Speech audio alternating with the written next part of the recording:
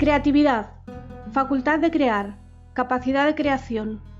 Así define el diccionario de la Real Academia Española al término creatividad, un término que en los últimos años está en boca de todos y que probablemente pocos podrían definir. Se dice que solo 1 de cada 4 personas se considera creativa. ¿Es que las otras 3 no lo son? ¿O es que tienen una idea equivocada de lo que significa ser creativo? Responderemos estas y otras cuestiones en el episodio de hoy. Bienvenidos al podcast de Laura Mascaró. Hoy me acompaña Anka Balagh, quien se autodefine como entrenadora de la creatividad y escridibujante. Se ha dedicado a la escritura, al dibujo, el teatro y da talleres de creatividad desde el año 1999. Es autora de varios libros sobre creatividad que a la vez son libros creativos, como el cuaderno Ideas de Gato. Bienvenida, Anka. Muchas gracias por invitarme, gracias. Gracias a ti. Y Guzmán López, asesor y formador en creatividad e innovación, emprendedor, escritor, psicólogo, músico y viajero, ahí es nada. Creador del proyecto Explorer Kids, un proyecto educativo que busca desarrollar el pensamiento creativo en los niños. Es autor de 4 libros, el último de ellos, Niños Exploradores, Niños Creativos. Bienvenido, Guzmán. Hola, ¿qué tal? Bien, muchas gracias a los dos por estar aquí, por hablar de este tema tan famoso hoy en día, ¿no? Que está en boca de todos, todo el mundo habla de creatividad, hay que fomentar la creatividad. Y yo tengo algunas preguntas que seguro que vosotros podéis responder perfectamente. Como por ejemplo, ¿qué es ser creativo? ¿Por qué la mayoría de la gente cree que no es creativa? ¿O somos todos creativos? ¿Quién empieza? Sí. ¿Empiezo yo? Uh-huh. Somos todos creativos. Eso es una de las cualidades humanas. No podemos renunciar a ser creativos. Lo que ocurre es que a medida que vamos creciendo, vamos perdiendo el hábito de crear debido a distintos factores, ¿vale? Uno de ellos, muy importante, es la educación que recibimos. Últimamente están interviniendo otros factores y si hablamos más adelante, profundizamos en el tema, os podría explicar, pero a medida que vamos creciendo, perdemos esta capacidad, perdemos la seguridad en nuestra libertad de crear y nos vamos ateniendo a las normas, porque la educación básicamente consiste en cumplir normas. Cuando te atienes a las normas, en el cómo se tienen que hacer las cosas, pierdes tu capacidad de crear. Va disminuyendo, vas ganando inseguridad y así poco a poco nos vemos diciendo de adultos que no somos creativos. Pero la buena noticia es que aunque no usemos este hábito, seguimos siendo creativos y se puede recuperar en muy poco tiempo. Bueno, yo tengo otra visión del tema. También depende, las palabras muchas veces nos engañan. Últimamente, como tú decías, Laura, está muy de moda la palabra creatividad, innovación también. Les va a pasar un poco como a otras palabras que al final pues se acaban gastando por el mal uso de las palabras. Entonces, creatividad depende cómo lo veamos. Yo siempre he defendido una cosa, en el último libro este que comentabas de los niños, lo comento. Y no lo digo yo solo, lo dice también la Escuela Rusa de Psicología ya del siglo pasado. Se decía que los niños en sí mismos no son creativos. Esto nos sorprende bastante, ¿no? Porque es casi una obviedad, ¿no? Decir que los niños son creativos. Los niños lo que se han demostrado es que son muy imaginativos y que tienen mucho potencial creativo y tienen, como decía Anka, una serie de factores que luego los perdemos con la edad, como es la capacidad de arriesgar, de jugar, de no tener tanto miedo al fracaso, de no cumplir tanto las normas, ¿no? Que son totalmente necesarias para la creatividad. Y lo que los adultos, según mi opinión, y eso es solo un matiz de lo que decía Anka, ¿no? Perdemos es justamente esas capacidades, no la capacidad de ser creativos, sino que al perder esas capacidades o estar educados de una manera totalmente lógica y racional, perdemos esa capacidad de imaginar que a la vez es la materia prima para crear. No podemos crear nada si no podemos llegar a pensar de otra manera, a imaginar cosas que no existen, a explorar nuevos caminos. Y entonces el adulto, bien por la empresa, bien por la propia educación, ya no tiene ni el tiempo ni las ganas y muchas veces ni las capacidades para poder hacerlo, ¿no? El adulto es el que realmente, si mantiene esa imaginación, esa capacidad de disfrutar con lo que hace, de jugar, de arriesgarse, etcétera, con hay una cosa muy buena que tiene frente al niño, y es experiencia y es capacidad de decisión entre ideas, en tener criterios, cosa que el niño no tiene un criterio claro porque aún no tiene la experiencia, no tiene la madurez de poder elegir entre cuál es la mejor idea. Él prueba, juega y muchas veces pues, le sale bien o le sale mal.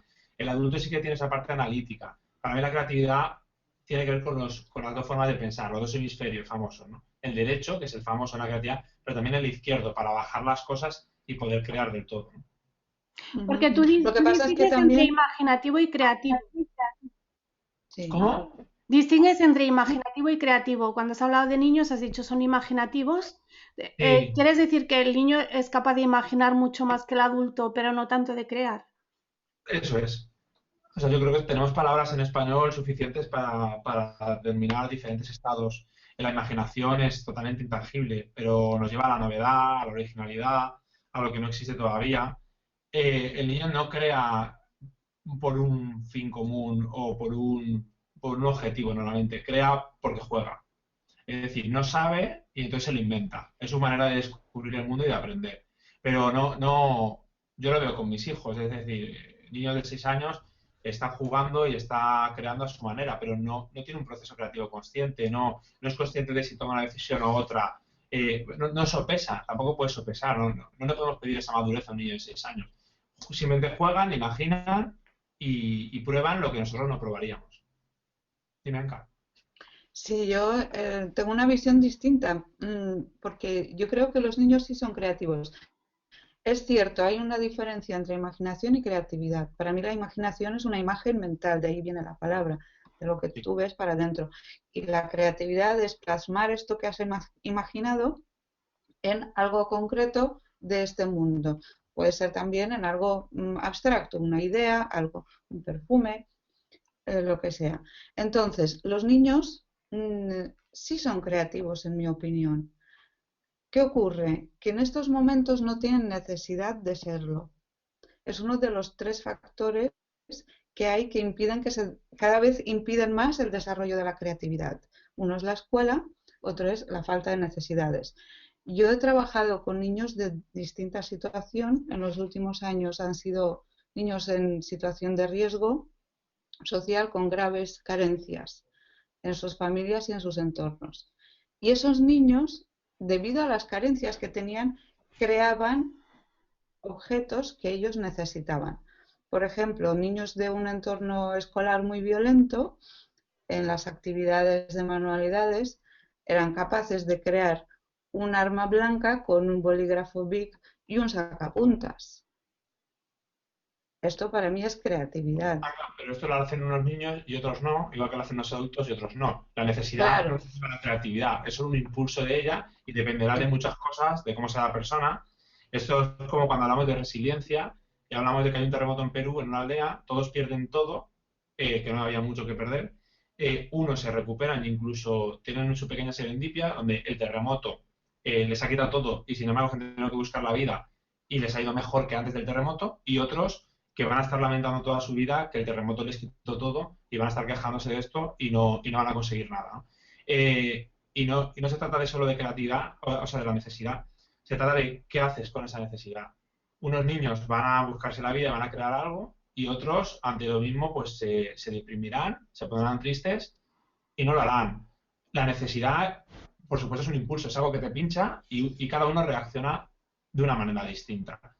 Entonces, se trata de ver qué hace el niño, pero el niño también tiene unas posibilidades que son las que son, por su experiencia, por su razonamiento, por los datos que tiene, ¿no? Y luego otra cosa importante es dentro de, cuando pensamos en el niño, tenemos que pensar en que él es creativo, sí, porque nos parece a nosotros lo jugamos como creativo porque nosotros no lo haríamos, pero él a veces ni siquiera es consciente de lo que está haciendo. De hecho, son bastante radicales los niños, ¿no? Me lo ha dicho el profe, me lo ha dicho mi madre, lo ha dicho la tele. Es decir, en la creatividad siempre buscamos el máximo número de posibilidades de percibir algo. ¿Vale? Eso es lo interesante. Una persona creativa percibe algo de un modo que otro no lo hace, así. Y por eso decimos, esta persona es creativa, ha visto lo que nadie ve, ¿no? Sin embargo, los niños, en general, son bastante estáticos en ese sentido. Cuando aprenden algo, como no lo sabían, se aferran mucho a eso, porque si no sería inviable, sería un estado de ansiedad constante para ellos. Se aferran a eso que saben, ¿no? No, es que eso es así. Y tú dices, no, puede ser también así, ¿no? De hecho, los programas con los que yo Pero, trabajo, para abrirles más posibilidades, ¿no? pero esto es también un efecto secundario del tipo de educación que estamos dando. Estamos dando una educación basada en el cómo se tienen que hacer las cosas. Hay una manera de hacer las cosas y esto los niños lo están recibiendo todos los días a todas horas.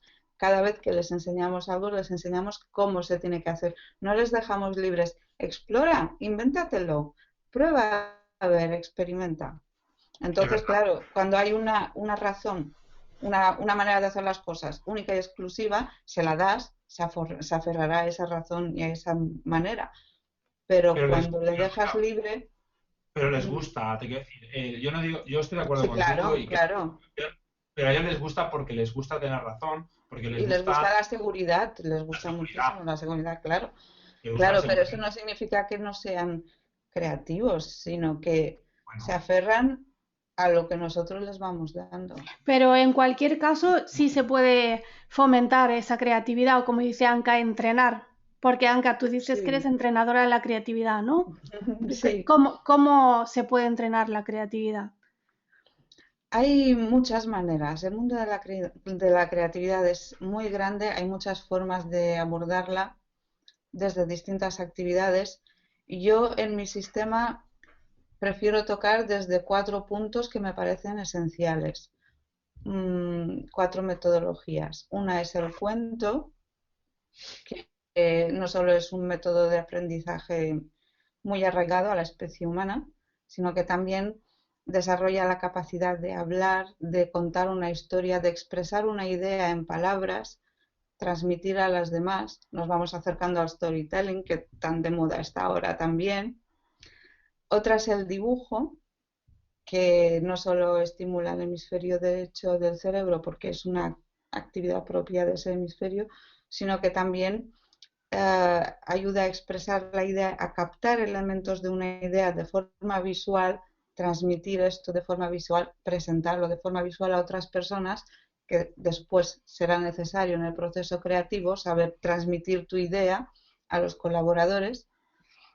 La tercera es las construcciones, aprenden a manejar distintos materiales, sus propiedades y adquieren toda esa experiencia que nosotros tenemos y a la que se refería Guzmán, como herramientas de trabajo. Si tú sabes que la plastilina es blanda, vas a poder inventar cosas que utilicen esa propiedad, ¿vale? Y por último, los inventos, combinar cosas de manera diferente, sacar nuevas invenciones de algo que ya existe. Eso estimula también la creatividad. Hay muchísimas más maneras, pero esas 4 son esenciales.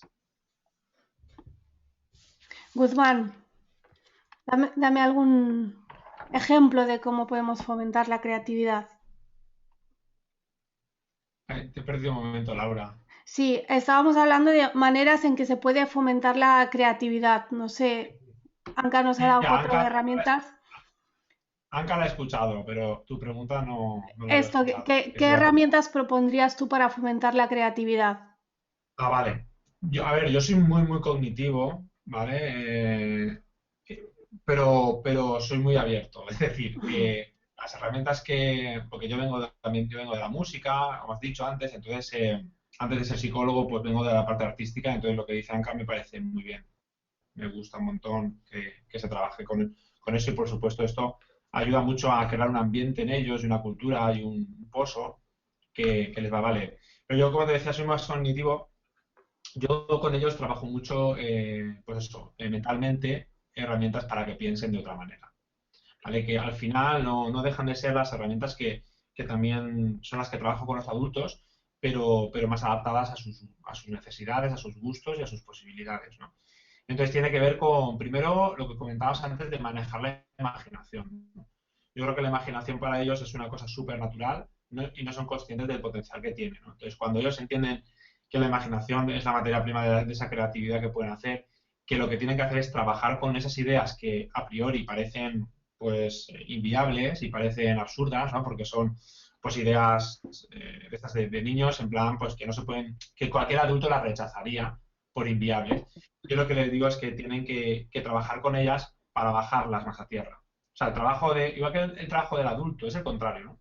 El trabajo del adulto es intentar buscar esa originalidad perdida, esa frescura que han perdido y es un poco esa capacidad de arriesgarse con cosas, ¿no? Que no sean tan políticamente correctas, porque el valor ya lo aportan y la racionalidad ya la tienen.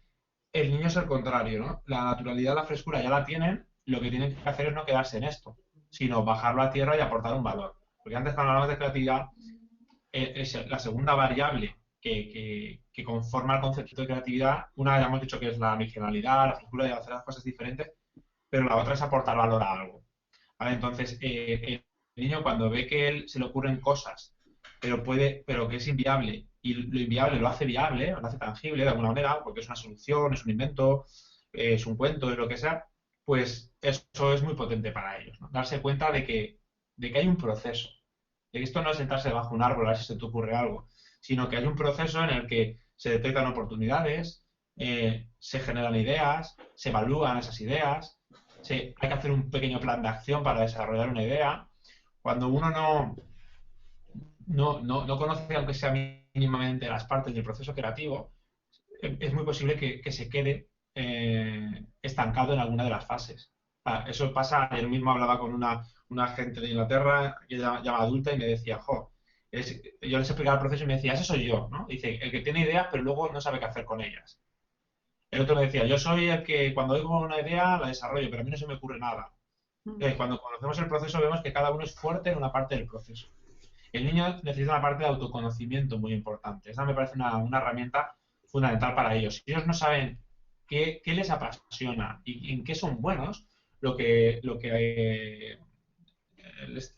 Ken Robinson diría el elemento, llamaría el elemento, me parece una idea muy sencilla, fácil de entender, pero muy potente, ¿no? Esta del elemento, de encontrar ese elemento.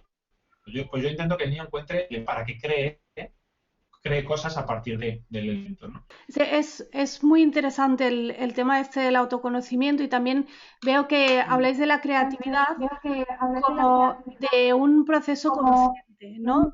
Que es algo que parece que hoy en día cuando se habla sobre todo de creatividad infantil, parece que se hace referencia a que dejar al niño que haga y que invente, ¿no? Y que imagine.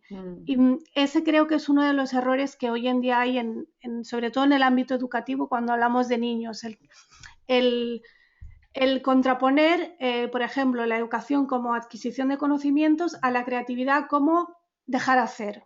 Cuando ni es eso la creatividad, ni es para nada incompatible con la adquisición de conocimientos y con este proceso más consciente del que habláis vosotros, ¿no? Hay un tema también interesante que es el cómo distinguir una idea buena de una idea mala o cómo, si tienes una idea, cómo puedes encontrar esas formas, como hablaba Guzmán, de encontrar la forma de hacerla viable, ¿no? Todo eso es algo que no sabemos de fábrica, o sea, no nacemos sabiendo eso y yo creo que muchos llegamos siendo adultos también sin saberlo, ¿no? Sí, a ver, una idea es buena por intuición. Normalmente no viene una idea sola, vienen 10 o al menos tienes que generar 10 para que una sea buena. Más de 10 mucho mejor. Entonces, a medida que vas trabajando en las distintas posibilidades, cada idea es una posibilidad, un rumbo totalmente diferente, poco a poco una de ellas va cogiendo más cuerpo. A veces otras de las demás se unen a esta principal que va cogiendo más cuerpo. Y en ese momento es cuando ya tú sabes distinguir, vale, pues por aquí es por donde tengo que tirar. De todos modos, en un momento dado del proceso, la mejor idea de todas parece mala. Y ahí es donde mucha gente lo abandona la idea, porque el proceso creativo no es lineal. Tienes muchos altibajos, de ahí la necesidad de resiliencia de la que antes hablaba Guzmán. Tienes que superar esto, tienes que creer en esa idea, seguir adelante y no abandonarla hasta el final. Si trabajas en equipo, encima tienes que convencer al equipo de que no la abandonen. pero más o menos esa es la forma de distinguirla. Sí, bueno, a la hora de los criterios, por eso digo, a ver, por una parte lo que preguntabas tú de eso de dejar al niño que haga lo que le dé la gana y así es creativo. Por ejemplo, en todo el tema de las escuelas libres y todo esto que se está haciendo, me preguntan muchas veces, yo digo que a mí me parece un error pensar que el niño, si no le damos normas no tal, va a ser más creativo. No, la educación ya no es solo de creatividad, la educación en general siempre es una deformación de algo. Es decir, el niño viene como un poco, tampoco tabula rasa, viene con sus cosas, pero sí viene muy flexible a adaptarse al mundo que le rodea. Y si su mundo es con unas reglas, las cogerá. Y si su mundo es con otras, las cogerá. Y si es sin ninguna regla, no sabrá por dónde tirar. A eso de que él se hará como si fuera una semillita y solo hay que tirarle agua, no, no. Las matemáticas, cuando se enseñan, de una manera o de otra, estás deformando su mente. Estás condicionando su mente, pero para bien. Bueno, porque en nuestra sociedad saber matemáticas, saber leer, saber razonar es importante. Entonces, el niño, si tú no le enseñaras a esto, nunca lo aprendería. O sea, no es de forma natural. La educación no es algo natural, es algo artificial. ¿Vale? Se aplica sobre la persona. Y toda educación, toda norma, al final condiciona para bien o para mal. Lo interesante es adquirir unas normas de cómo se hacen las cosas y luego intentar pasar por encima, ¿no? De esas normas. Es como cuando en el jazz hablamos de que un músico de jazz no hace lo que le da la gana. Cuando improvisa un músico de jazz es porque ha aprendido las normas y luego las ha sabido romper.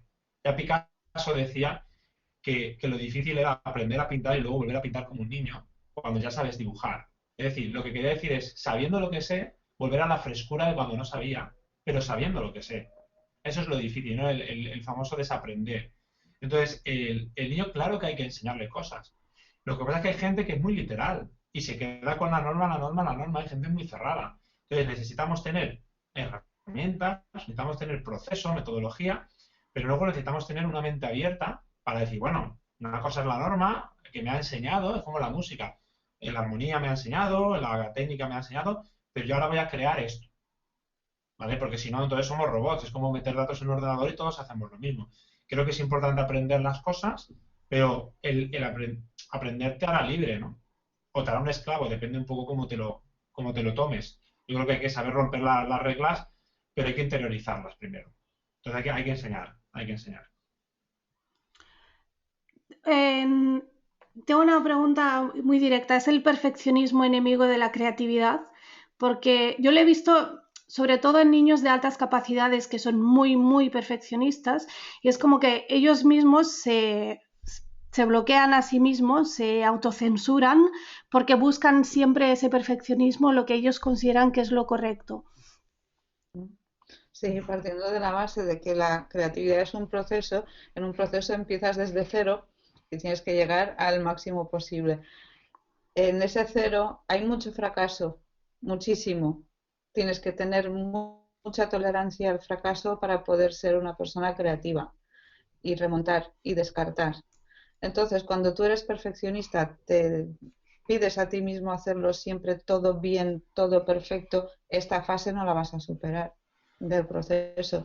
Mucha gente, incluso adultos, no ya solo niños superdotados, que dicen los adultos, me gustaría escribir, me gustaría dibujar, no lo hacen porque dicen, es que no sé. Claro que no sabes porque no te has puesto. No sé dibujar como Da Vinci. Pues no, no sabes. Si te pones, al cabo de muchísimos años, podrás. Pero no somos capaces de superar esa fase de frustración. Sobre la tolerancia a la frustración, a mí me gusta, no sé vosotros qué opinaréis, pero me gusta la visión de Elizabeth Gilbert, supongo que la conocéis, que ella habla de las musas, ¿no? Porque de dónde vienen las ideas. Entonces, ella lo que dice es que si tú consideras que las ideas no es algo que nazca de dentro, no es algo que tú crees realmente, sino que hay ellas las llama musas, que son las que te inspiran y que te traen la idea, entonces la tolerancia al fracaso es mucho más alta porque en realidad esa idea ni siquiera era tuya, ¿no? Es un poco lo que ella viene a decir. Es un poco bueno, a lo mejor es un poco autoengaño para decir no he fracasado yo, sino que es la idea la que ha fracasado. Sí, bueno, realmente yo creo que la mejor idea es no pensar en que es un fracaso. Es aquello de ahora sé una manera de no hacerlo. Por supuesto. Ya estoy un pasito más cerca de hacerlo bien. Sí, no, sí. A ver, yo creo que el perfeccionismo y la inspiración y todas estas cosas que hablamos, a ver, por una parte es una arma de doble filo. La... Yo estoy con Anka en que en las primeras fases, cuando queremos hacerlo bien y tal, es inviable y mucha gente abandona. Y dice, ay, como no me sale, abandono. Y los niños son los primeros porque lo quieren ya, todo ya. En esa sociedad lo queremos ya. La paciencia, la constancia, por eso yo siempre hablo del explorador, ¿no? Del explorador que se va intentando atravesar esa incertidumbre que tiene con meterse en un camino que no sabe a dónde le va a llegar, que va a ser largo, que va a ser duro. Y esto hoy en día no lo tenemos. Yo que estudio las historias de los exploradores, porque hago siempre ese paralelismo con que un explorador piensa parecido a un creativo, o piensan entre sí parecidos, leo historias de exploradores que españoles, sin irse lejos, ¿no? Gente de Vitoria, como Manuel Ayer, que a mí me encanta, que ese fue el que adaptó terrenos a línea ecuatorial y el tío con 18 años, con su novia o mujer de aquellos entonces y la hermana de ella, se fueron a Guinea en un barco con 18 años a explorar, ¿no? Esto hoy sería inviable, hoy un niño no sale ni sin el móvil de casa, ¿no? Entonces, esa manera de afrontar esa incertidumbre la hemos perdido, ¿no? Antes había incertidumbre porque no había tecnología, no había teléfonos, no había nada y la gente tenía que buscarse la vida. Hoy en día estamos en esa seguridad. Y si encima quieres que todo sea perfecto, pues no avanzas. Sin embargo, luego, por otro lado, tenemos a gente como Steve Jobs, que era un gran perfeccionista de las cosas, era un maniático, y hay una frase por ahí de un consultor inglés que dice algo así como que solo se puede ser creativo cuando se es un monomaniaco con una misión, ¿no? Diciendo, yo tengo claro lo que quiero y pum, pum, pum. Y esta gente, como Steve Jobs, nos demostró que él tenía una visión que nadie la compartía. De hecho, lo despidieron de su propia empresa. ¿No? Y que cuando él se empeñó y tal, pues cambió un poco el mundo, ¿no? Entonces no sabes qué pensar con esto del perfeccionismo. Entonces puede que la clave esté, como decía Anka, en dónde quieres ser perfeccionista. Es decir, la fase del proceso. Si es al principio, por supuesto no te va a salir bien. Y te vas a frustrar y vas a abandonar. De Eso es, todos al modos, final te quedas a mitad camino. claro, de Mm. todos modos, la innovación tampoco es necesaria siempre, o la creatividad, porque parece que hoy en día se quiere aplicar la creatividad a todo. Y a ver, tampoco es cierto que la creatividad sea solo el dibujo, la pintura y el macramé, que es lo que siempre es. Cuando hablas de creatividad, la gente piensa en Los eso. que me han hecho mucho daño, Laura. Lo del Claro, macramé. el macramé ha hecho mucho daño y la flauta también ha hecho mucho daño. Pero luego hay cosas en las que, yo qué sé, la tortilla de patatas está bien como es, ¿no? No tenemos que innovar sobre eso. A lo mejor Ferran Adrià era una innovación, pero no le hace ninguna falta. Creo que ahora también se está sacando un poco de madre la cosa de la creatividad, que todo tiene que ser creativo. No, tampoco todo tiene que ser creativo. Bueno, pero porque es la burbuja, ¿no? Lo que te comentaba antes, la palabra hasta que la quemen. Yo sé que me voy a tener que reinventar en mi trabajo porque me acabarán quemando el trabajo, ¿no? Es decir, nadie querrá oír hablar de creatividad en un futuro como ahora no queremos oír hablar de calidad o de otras cosas que ya quemaron en otras décadas, ¿no? Ese es un problema muy, muy grave que tenemos. Mira, Edward de Bono, que conoceréis bien, a pesar de ser un gurú de la creatividad y tal, él defiende que la creatividad tiene que ser una herramienta para cuando la necesites. Dice, si yo me levantara por la mañana y pensara en cuántas maneras hay de atarse los zapatos, cuántas maneras hay de desayunar, no llegaría a mi trabajo, ¿no? Entonces, con esto quiere decir que la creatividad es una herramienta que utilizamos cuando la necesitamos. No para todo. Entre otras cosas porque no podemos. O sea, la creatividad, como hemos hablado ya durante este rato, es un proceso y eso lleva un tiempo y un esfuerzo. Entonces, tenemos que ver a dónde la aplicamos. Y como tú dices, si la tortilla de patatas está bien, vamos a dejarla. Yo me quejo mucho del gremio de, por ejemplo, de panaderos. Siempre me he quejado cuando he trabajado con comercio local. Porque yo me decía, venimos a un curso de innovación y digo, lo que tenéis que hacer es el pan bien hecho. Claro. Dejaros de innovar. Pero no hay pan bien hecho, ¿no? El pan es malo, ¿vale? Porque queréis ahorraros en materiales. Si vosotros hacéis un pan de esos que dure una semana, yo cuando me fui, mira, yo estudié piano en Hungría Y cuando me fui a Budapest, me compré un pan y me duraba la semana y estaba bien. Y me llamaba la atención porque aquí en España es muy difícil encontrar un pan que lo compre y al día siguiente no esté duro como una piedra, ¿no? En muchos sitios, en Italia, bueno, toda la parte de centro Europa y aún se sigue haciendo pan muy bueno. Para ellos es muy importante. Pues lo hemos perdido. Entonces, ¿qué hablan de innovar cuando ni siquiera lo que tienen que hacer bien no lo hacen bien? Entonces, confundimos a veces de que la innovación, como tú dices, es la solución para todo, cuando hay veces que simplemente las cosas no se hacen bien. Mm. Y también desde otro punto de vista, esto de las cosas que no reinventamos, volviendo al tema de cómo me ato los zapatos, qué me pongo, qué cocino, que decía Guzmán, los grandes creadores eran también grandes adeptos de las rutinas, cosas en las que no tengan que pensar, porque hay cosas que son minucias a las que no necesitamos dedicar tantísima energía mental como es un acto creativo. El acto creativo tiene que estar reservado para las cosas realmente importantes. Entonces, pues los artistas locos, caóticos, desastrosos, eran gente que dedicaban sus energías mentales a su creación y les daba igual si comían todos los días lo mismo, si vestían de la misma manera y un montón de cosas más. Hace falta combinar las dos cosas.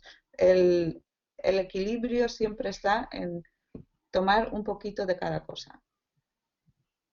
Sí. Lo de las rutinas es como, por ejemplo, lo de la ropa que comentas, ¿no? Me he visto todos los días igual, toda mi ropa es igual y así es una cosa a la que no tengo que dedicar Claro. ninguna energía, ¿no? Pero sin embargo hay gente que, por ejemplo, te dice, asume, por ejemplo, si tú trabajas en los temas de creatividad, como Anca y yo, a no sé si a Anca le habrá pasado, pero a mí muchas veces mis alumnos, cuando están más tiempo contigo y ven cosas, dicen, oye, pues esto no es tan creativo que haces, o esto no es tan creativo. Es decir, es como si todo en tu vida tuviera que ser súper creativo, todo. Lo que pides para comer, la forma de vestir, todo. Y es lo que decía ella, yo creo que la creatividad requiere tanta energía que necesitan meterla donde la necesitan meter. Ahora no recuerdo en qué película, pero había un personaje de una peli que tenía todos los trajes iguales, ¿no? Era todo igual, ¿por qué? Porque decía, es que yo no quiero, mi energía está en otro sitio, yo no quiero perder tiempo pensando en qué me voy a vestir, cómo me voy a vestir mañana, ¿no? Ya sabía su uniforme cuál iba a ser. Yo uso muchas rutinas de estas, ¿no? Yo para trabajo tengo la colección primavera, otoño, verano y me pongo dos o tres cosas porque si no tengo que pensar demasiado, sobre todo yo que viajo mucho, tengo que pensar. Entonces, en sí mismo eso es una idea creativa, ¿no? Para que te ahorre tiempo para otras cosas. Pero el Sí, sí. resultado, no, a veces la creatividad está en el proceso, no se ve tanto en el resultado, ¿no? Incluso a veces son rutinas autoimpuestas. Yo, por ejemplo, tengo un día de compra a la semana fijo, pero por necesidades creativas, porque si yo no fijo un día a la semana, yo no me acuerdo de ir a comprar y me quedo sin comer el fin de semana. Entonces, también por cosas prácticas es importante crear rutinas. Sí. Pero sí es muy Que sin embargo, interesante por eso, lo que ha dicho Guzmán de que eso en sí mismo también es un acto creativo. ¿Cómo me puedo organizar para tener más tiempo, más energía para otras cosas a las que me tengo que dedicar? Eso es un acto creativo. es Y que a eso, la creatividad no es solo crear, o sea, también es solucionar problemas de un modo inusual. ¿Vale? Entonces, si yo, por ejemplo, pierdo mucho tiempo pensando qué ropa me voy a poner en la maleta para llevarme, tengo que estar pendiente de lo que está planchado, de lo que no, de tal, eso ya requiere un tiempo. Y para una vez está bien, pero cuando todas las semanas viajas, de hecho, mira lo que nos ha costado quitarnos para esta reunión, entonces necesitas empezar a pensar en maneras muy prácticas de hacer las cosas y a veces requiere pensamiento lateral, porque lo que te dice el pensamiento racional a veces no concuerda, ¿no? con este tipo de cosas. Entonces, a problemas nuevos o a problemas diferentes le damos también soluciones diferentes. Entonces, a lo mejor la gente luego la solución en sí misma no lo ve como algo creativo, sin embargo tú el propio proceso ha sido creativo para llegar a eso y a ti te soluciona la vida, ¿vale? Que es lo importante, ¿no? Como decía, el día de compra, el tener dos uniformes muy claros para cada estación, todo este tipo de cosas Ropa que pueden siempre ser combine, creativas. te pongas lo que te pongas, tiene que combinar. Claro, cosas así, ¿no? Son muy sencillas, son cosas muy sencillas y llegamos ahí a un punto que es el de la simplicidad, que también de Bono lo tocó y, a mí me encanta la creatividad. Creo que no hay que separarlo. Creo que las mejores ideas son las más simples y que uno de los fines de la creatividad tendría que ser el hacer la vida más simple para las personas, ¿vale? Buscar esa simplicidad para hacerlo fácil, ¿vale? Y para dar todo el valor disponible de manera más sencilla. Eso me parece muy interesante, sobre todo creo que es muy importante que lo tengamos claro los padres y los que trabajamos con niños, porque yo he visto muchas veces el niño que se frustra, que se cree que él no es creativo por eso, porque no sabe dibujar, porque no sabe tocar el piano, porque sabe no sé qué. Pero en cambio hay que ser capaz de decirle, oye, es que cuando tú estás buscando una manera de que te quede más tiempo para jugar, estás siendo creativo. Eso es algo Claro. que deberíamos transmitirles también a los niños, que el fomentar su creatividad no es darles una caja de colores y dejarles que pinten toda la pared, que es lo que parece que hoy Es que ese en es el día... error. Es que el arte, por eso te decía que el macramé ha hecho mucho daño, y es que yo aún tengo cursos con clientes míos que son consultoras tecnológicas, por ejemplo, y cuando vienen, muchos vienen totalmente escépticos, y luego se llevan un alivio y me decían, es que yo no quería venir porque a mí se me da muy mal pintar. Y yo digo, ¿pero qué pintas? Estamos en tu empresa, es un curso de creatividad aplicada. De hecho, le he tenido que poner nombres como aplicada al trabajo, aplicada al negocio, aplicada a la empresa, porque si no ellos creen que van a pintar allí, ¿no? Claro. Entonces, aún seguimos ligando mucho el concepto de creatividad con arte, que por supuesto está muy ligado, pero eso no quiere decir que no pueda estar en otras cosas. Y como tú dices, los niños no tienen que asociarlo porque entonces viene la frustración de yo no soy creativo, y eso sí que lo expanden inconscientemente a todas las áreas de su vida. Cuando el niño sabe que la creatividad puede estar en todo, que una idea vale para muchas cosas y que puede trabajar con esas ideas y lo que tiene que hacer es pensar, en probar, en jugar, pues eso le abre muchas puertas.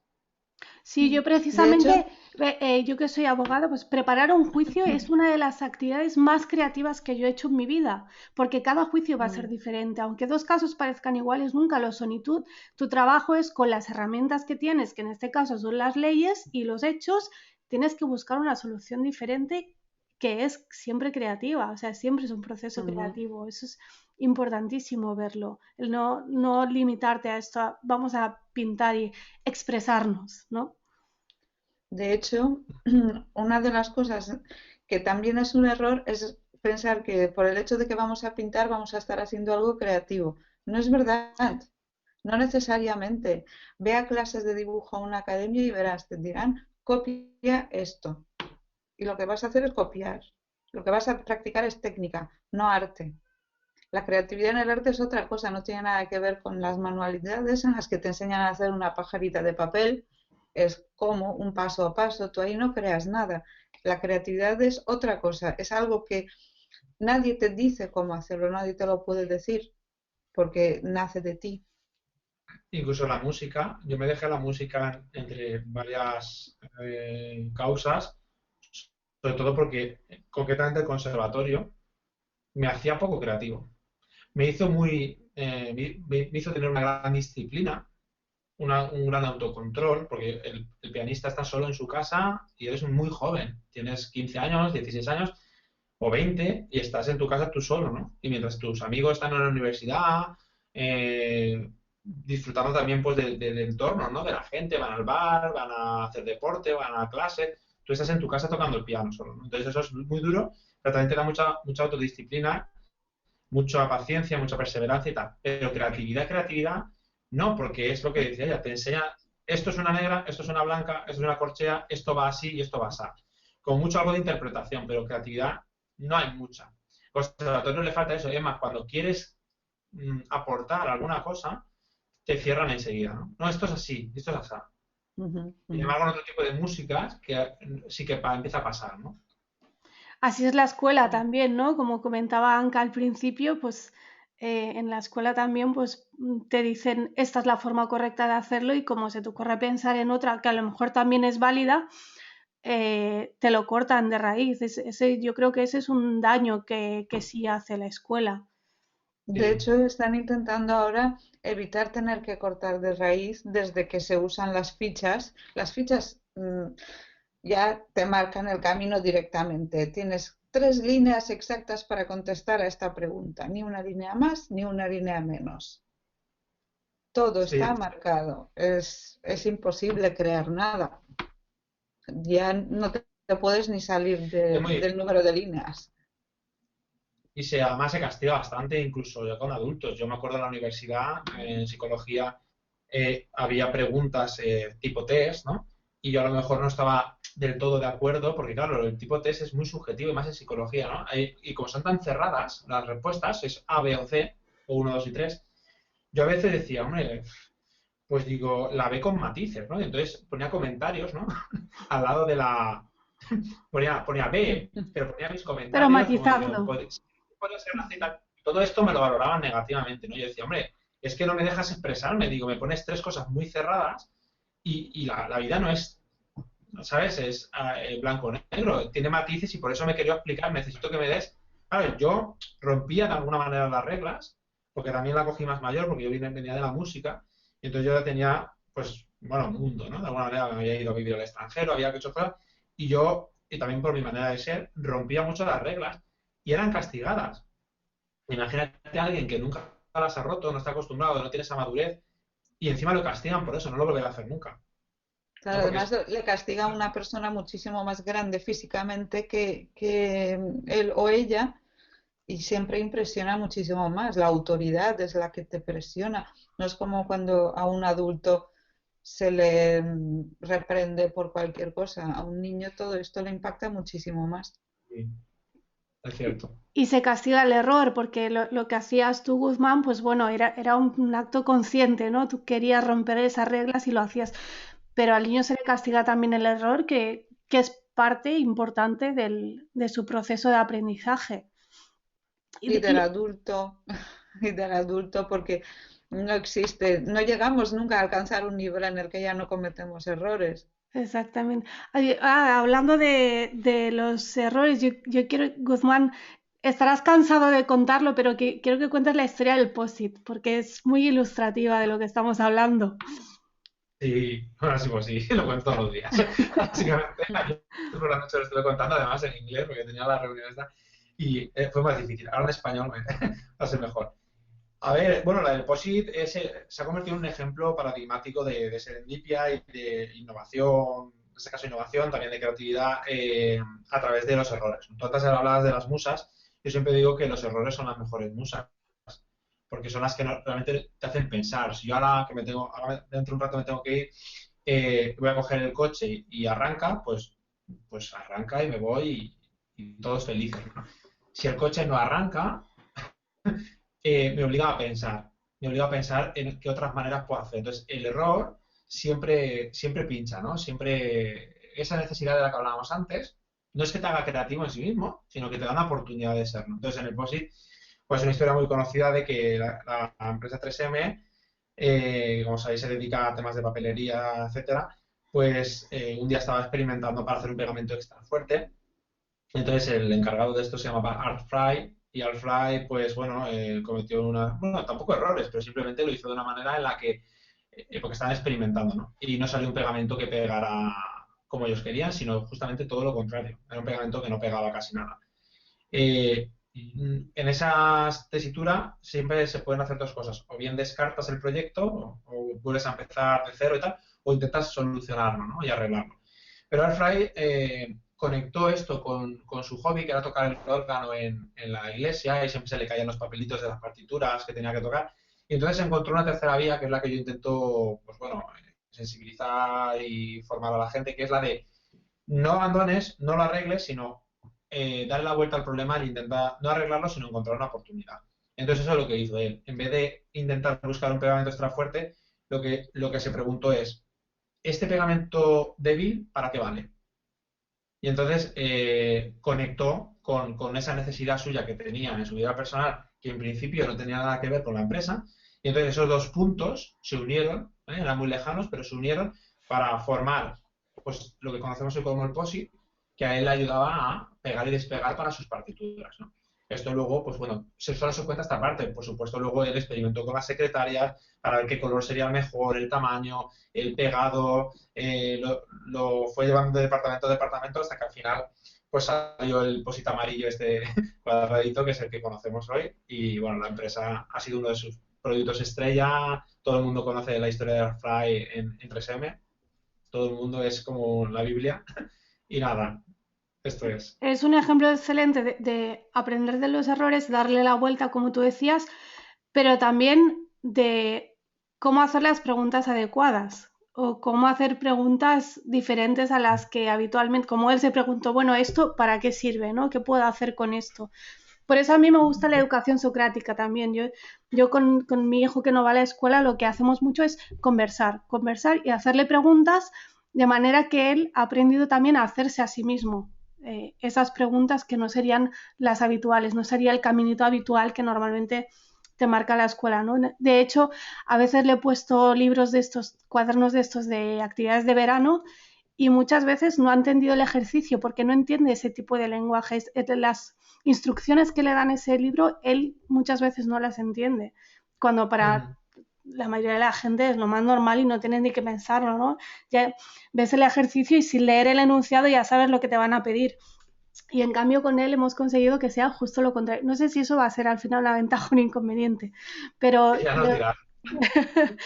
pero sí al menos me gusta esto, que ha aprendido a hacerse otro tipo de preguntas, a salir un poco del caminito. Hombre, las preguntas son importantes. Siempre Son la por base del proceso creativo, las preguntas.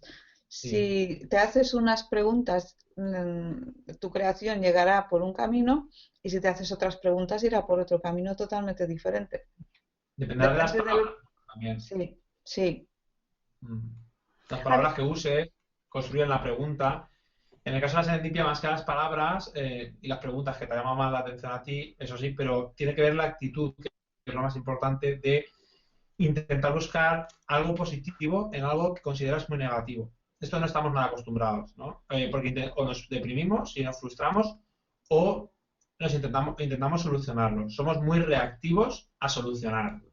En las empresas esto se ve más claro aún, porque en la empresa un problema es un gran marrón que hay que solucionar cuanto antes, un fuego que hay que apagar. Nadie se plantea ni tiene el tiempo de decir, ya no hablamos ni siquiera de lo que decían cada las preguntas y las palabras, que a mí eso es un tema que me fascina, ya no hablamos ni de eso, que es más sutil, sino hablamos de plantearse, decir, oye, ya que, el famoso ya que, ¿no? Ya que esto está aquí, ¿no? Podríamos dar una vuelta y, o sea, llegar a ese punto en una empresa es muy inviable por el día a día. Mm. Con los niños hay preguntas que son mucho más, no sé cómo voy a hacer esto, porque ellos todavía no están en esa fase de solucionar problemas, no les interesa solucionar nada. Hay otros adultos responsables de ellos que les solucionan, pero preguntar por qué, esto abre unas puertas inmensas en su imaginación. ¿Y por qué esto es así? Que lo expliquen. Es una pregunta con mucho potencial, El problema es muchísimo. que muchos niños, ya, sobre todo niños escolarizados, cuando les preguntas por qué, no piensan en realmente en por qué, piensan en qué es lo que tú quieres que ellos digan, ¿no? Sí, Están sí, buscando cuál es la respuesta que tú vas a considerar correcta. Y ese yo creo que es sí. el gran daño que se les hace a los niños hoy en día. Sí, por eso yo creo que hay que hacer por lo menos una actividad a la semana en la que no haya respuestas correctas, para mantener ese espíritu suyo vivo. Como en el cole no se hace, yo creo que eso al final de momento nos toca a los padres, ¿no? Hacerlo. Yo en mi Sí, caso lo puedo compensar un poquito, pues yo sí que soy partidario de una parte de la escuela tradicional, ¿no? En contenidos, en reglas, porque luego la vida es como es, ¿no? Hay que saber adaptarse también y tener... A mí no me gustaba nada el colegio, no me gustaba nada, pero también hay que pasar por ciertas cosas y aprender ciertas cosas, pero lo que decía antes de las normas, ¿no? No quedarte en la norma, sino ir más allá de la norma. Entonces ahí en casa yo intento compensarlo y me doy cuenta de lo que decís. A lo mejor mi hijo me llega y me viene muy convencional y muy racional y esto es porque sí, esto es así porque sí, y porque no, y porque tal. Y entonces yo soy el disruptivo soy yo en casa, ¿no? En vez de él, soy yo y le tengo que romper esos esquemas, decirle, bueno, ¿y has pensado claro, ya le rompo. Ellos sí que veo que al final van haciendo pozo, ¿no? Ayer me sorprendió el pequeño, que tiene 3 años, hablándome ya de las ideas. Porque esto lo veo mm, mucho en casa Y me sorprendió porque el mayor sí que lleva tiempo con esto de tengo una idea, vamos a buscar una idea, voy a explorar papá, todas estas cosas. Pero el pequeño con 3 años, que casi no sabe ni hablar, o sea, habla, pero no habla Sí. bien, ¿no? De repente me llega y dice, cómprame algo en el supermercado. Y yo salía a recogerlo y no llevaba la cartera para merendar, ¿no? Y le digo, pues mira, no llevo dinero. Y me dice, pues vamos a pensar en una idea. Con 3 años, ¿no? Y vamos a pensar en Bueno, una idea para conseguirlo. Entonces yo, eh, en vez de cortarle eso y decirle, oye, si no hay dinero no vamos a poder comprar, ¿no? Que es algo bastante lógico, ujú. yo le dejo tirar millas, ¿no? Le digo, vale, vamos a pensar. Vamos a pensar a ver qué se te ocurre, ¿no? Claro, Entonces, esto le abre puertas. yo Es una eso manera. es algo que en los talleres de educación financiera también lo digo siempre a los padres. Nunca le digas no podemos comprar esto, nunca le digas no tenemos dinero. Dile, a lo mejor es verdad que no tienes dinero, entonces dile, vamos a pensar en formas de poder conseguir esto que queremos, ¿no? Y a veces le cuesta más al padre que al hijo, también es verdad. Para ir terminando, os quiero pedir algunos consejos prácticos para padres o para gente que trabaje con niños sobre cómo, no sé si decir cómo fomentarles la creatividad o al menos cómo no coartarles la creatividad y la imaginación. Pero algo práctico que puedan hacer desde ya. Desde ya. A ver, yo si tuviera que transmitir una sola idea a los niños y a los adultos, si tuviera que decir, este es mi legado, yo diría siempre, trabaja en un proyecto propio. 2 horas a la semana como mínimo, ten un proyecto propio. Eso es lo que deberían los padres trabajar con los niños para desarrollar la creatividad. Que los niños tengan algo en lo que gastar su energía, sus ideas, explorar, experimentar y crear algo con esto. Un proyecto pequeño, luego uno más grande, otro más grande. Puede ser desde construir toda una flota con material reciclado hasta pintar una exposición, me da igual. Un proyecto propio, algo en lo que ellos crean y que lo lleven adelante desde el principio hasta el final, pasando por todas las fases del proceso creativo, buscándose la vida, aprendiendo nuevos conceptos, nuevos conocimientos para poder llevarlo a cabo, recurriendo a lo que tengan que recurrir a conocimientos ajenos, pidiendo consejo, ayuda y llevar a cabo esto. Esa sería mi aportación. Pues a mí me gusta un montón esto. Esto lo voy a, lo voy a poner en práctica en el proyecto grande. O sea, son pequeños y a veces parece que no se puede, pero siempre hay un proyecto adaptado a la edad, ¿no? A ver, yo vi una, porque claro, voy a hacer como algo, voy a intentar coger una. A mí una de las que más me gustan y me di cuenta porque en el último libro lo hago con unas diseñadoras que me han hecho dibujitos de Visual Thinking para todo el libro y ellas fueron las que me dieron ese feedback y me di cuenta de que sí, de que era a lo mejor potente. Y es cuando hablo de la mímesis, ¿vale? Y es, muchos padres quieren que los hijos sean creativos, o sean inteligentes, o sean músicos, o sean tal, pero luego ellos no lo son, ¿vale? Es decir, ellos están viendo el fútbol, están de compras, están diciendo palabrotas, están gritando. Entonces, yo creo que los niños, cuando son pequeños, cuando ya son adolescentes, tienen otros modelos, pero cuando son pequeños, el mayor superhéroe es el padre o la madre, son sus padres. Entonces, son la gente que se fijan, que los imitan, al final los imitan. Entonces, la mímesis es, cuando a mí me llega una madre y me dice, oye, yo quiero que mi hijo lea. Digo, pero tú lees, no mucho, pues no va a leer, ¿no? A no ser que le guste. Entonces, si tus hijos te ven pintar, o te ven leer, o te ven viajar, o te ven cocinar, luego les puede gustar o no. Pero ellos, en principio, solo por afectividad y por de alguna manera hacer un tributo al padre, porque es a la madre, a los padres, que es lo que admiran, van a acercarse más. Evidentemente, si el niño, imagínate que tú eres músico, tocas, y el niño es que no le va para nada la música, pues hará como el mío mayor, que el mío no le va nada el hecho de tocar, pero solo por afinidad y por admiración, pues se acerca, se interesa, pregunta, quiere escuchar música contigo, luego le compras una guitarra y pasa de ti y tal. Pero por lo menos ya tiene esa cultura musical de preguntar por qué, porque él quiere ser como papá, o si su mamá pues es escritora o algo, pues va a acercarse más. Entonces creo que es, ¿qué eres tú? O sea, nos preocupamos mucho por qué le doy a mi hijo. Yo creo que hay que preocuparse por qué hago yo, porque mi hijo me está observando todo el día y además no va a hacer lo que yo digo, sino va a hacer lo que yo hago, ¿no? Entonces, tenemos que ver muy bien qué hacemos. Por eso el hecho de vivir experiencias con nuestros hijos me parece lo más importante que les podemos dar. Es decir, yo por ejemplo, ahora lo quiero sacar unos días del cole, porque total, a lo que hacen, me lo quiero llevar de viaje. Hacemos unos viajes padre e hijo, ¿vale? Con el pequeño uno porque es aún pequeño. También hacemos, pero más familiar, pero concretamente con el mayor, ya me lo llevo desde hace 2 o 3 años, solo los dos, y nos vamos 2 o 3 días por ahí a explorar. Nos cogemos la mochila y hacemos cosas él y yo. Y él vive cosas, y es todo como haces tú con tus hijos, ¿no? Lo de preguntas, que decía. Todo el rato es a base de preguntas, porque claro, para él es todo novedad. En el momento en que salimos de la ciudad y nos vamos a otra ciudad, cogemos un avión, cogemos un barco o lo que sea, pues todo es novedad. Y él te está viendo cómo tú actúas. Y de alguna manera te está imitando. Y entonces, si tú actúas de manera, ya no digo creativa, pero de manera inspiradora, empiezas a romper algunas reglas, eres curioso, haces preguntas, eres flexible mentalmente, eso es lo que se va a ir empapando él.